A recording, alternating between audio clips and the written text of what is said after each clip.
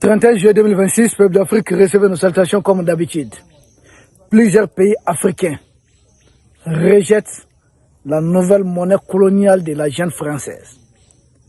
Un pays en difficulté, un pays européen en difficulté, ce petit pays qui ne parvient pas à régler sa question de dette et autres, veut imposer une monnaie coloniale à 15 pays d'Afrique de l'Ouest. Peuple d'Afrique. C'est une insulte à l'égard de notre continent. Ça faisait déjà plusieurs pays entre leurs mains. En Afrique de l'Ouest, 8 pays sont restés dans les francs CFA. Et ils veulent ramener, ils veulent étendre ça à 15 pays. Une façon de contrer l'offensive souverainiste des pays de l'AES. Ils envoient déjà un peu partout des émissaires. Je dis, il n'est pas question. Nous autres pays de l'AES, nous devons quitter cette monnaie coloniale. Et même, la jeune française croyant maîtriser les pays de la CEDEAO a poussé les bouchons trop loin. La Guinée s'est désolidarisée. Permettez-nous de saluer cette décision de la Guinée. La Guinée dit rester fidèle à sa monnaie. Parce que la monnaie guinéenne, c'est aussi un symbole. N'oubliez pas, quand la Guinée a déclaré son indépendance, la jeune française, à travers une opération de sabotage orchestrée, avait décidé d'imprimer plusieurs faux billets pour saboter la monnaie guinéenne. Faire citer cette monnaie. Malgré cela, la Guinée a résisté et a réalisé pas mal de choses depuis au temps du président Sékou Touré avec cette monnaie.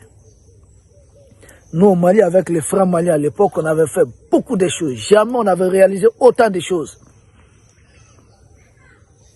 Mais quand nous sommes revenus dans les francs CFA dans les années 1984, mon Dieu, nous sommes ce que nous sommes. La Guinée dit être fière de sa monnaie. J'entends souvent certains dire, ah ouais, c'est une monnaie un peu faible. J'ai dit, mais qu'est-ce que vous connaissez des questions monétaires? Vous avez les monnaies les plus faibles au monde. Nous pouvons citer entre autres la monnaie du Vietnam, la monnaie du Venezuela, la monnaie de l'Iran. Demandez-vous, quel pays en Afrique de l'Ouest est aujourd'hui plus développé que le Vietnam? Quel pays en Afrique de l'Ouest est développé que l'Iran? Pourtant, toutes les monnaies en Afrique de l'Ouest là sont plus fortes que la monnaie iranienne. Quel pays? Il faut travailler. C'est le travail. Mais avec les francs CFA, avec ce qu'on appelle cette cour de compte, comment on va dire, le compte des opérations, des choses que nous on produit ici, les devises étrangères, la France saisit cette devise étrangère et nous verse une partie, c'est-à-dire en français facile. Vous vendez tout de suite votre or aux Chinois. Les Chinois doivent vous payer en monnaie chinoise, en yen. Or, quand vous revenez avec ça, vous ne pourrez pas consommer ça directement dans votre pays. Vous avez besoin du franc CFA. La jeune française prend la moitié de cette devise. Autrefois, c'était 100%. Elle prend toutes les devises que les Chinois ont eu à vous donner, et puis elle imprime les francs CFA, elle vous donne. Et puis vous partez. C'est comme si à la fois, toutes les ressources, les ressources que nous avons chez nous ici, c'est comme si la jeune française est productrice de ces ressources. Elle gagne beaucoup. C'est pourquoi depuis les 3 pays de l'AES ont décidé de prendre leur distance, la jeune française est en difficulté. Et pour contrer les 3 pays de l'AES, la jeune française se dit, si on se limite au niveau de l'UEMOA, ça tourne mal. Parce que les 3 pays qui quittent, ça fait plus de 70 millions d'habitants. Ils auront du mal à stabiliser les choses après. Donc il faut élargir, il faut étendre ça à tous les autres pays de l'Afrique de l'Ouest. Quand vous dites la CEDEAO, les pays de l'Ouest, on va se parler, on va se comprendre. Vous allez vous demander, il s'agit de se parler autour de quel sujet? C'est cette question monétaire. Mais c'est le moi. Cette initiative date de 2009. Oui, tout au plus. 2009, quelque chose comme ça. Depuis 2009, il y a cette initiative parce qu'on avait fixé une première date de cette monnaie en 2020. Et il était question vraiment d'avoir une monnaie souveraine pour le pays d'Afrique de l'Ouest. Mais seulement entre-temps, M. Macron et M. Alassane Draman Ouattara glissent un autre projet. Prennent les mêmes noms. On était d'accord sur l'appellation ECO pour toute l'Afrique de l'Ouest, à part la Mauritanie. Alassane Draman Ouattara et Emmanuel Macron aussi proposent la même appellation. Et qu'est-ce qu'ils veulent? CFA version Afrique de l'Ouest. C'est ce qu'ils veulent adosser. Beaucoup de pays d'Afrique de l'Ouest qui sont désolidarisés de cette monnaie ont avancé quoi? Les règles ne sont pas strictes. Les règles, ça ne colle pas. C'est ce qu'a dit le Ghana, c'est ce qu'a dit la Sierra Leone. Et même la Gambie. Le Ghana dit non, il faut qu'on convienne des règles. Et certains pays disent même que c'est une décision prise sans concertation de tous les pays de la CEDEAO. C'est-à-dire, c'est Alassane Draman Ouattara, Macky Sall et Emmanuel Macron. Comment on dit? Macky Sall et son bonhomme, Bassirou Diomaye Faye. Alassane Draman Ouattara, Bassirou Diomaye Faye et puis Emmanuel Macron ont décidé de mettre en circulation l'ECO version CFA version Afrique de l'Ouest qu'ils vont faire appeler ECO. La garantie serait toujours entre les mains de la jeune française. Et les autres pays ne sont pas d'accord. Ils ont leur monnaie. Pourquoi la France va garantir leur monnaie? Et encore très grave, parmi les gestionnaires, les administrateurs, au niveau du conseil de l'administration, un Français serait envoyé, doit être à ce niveau.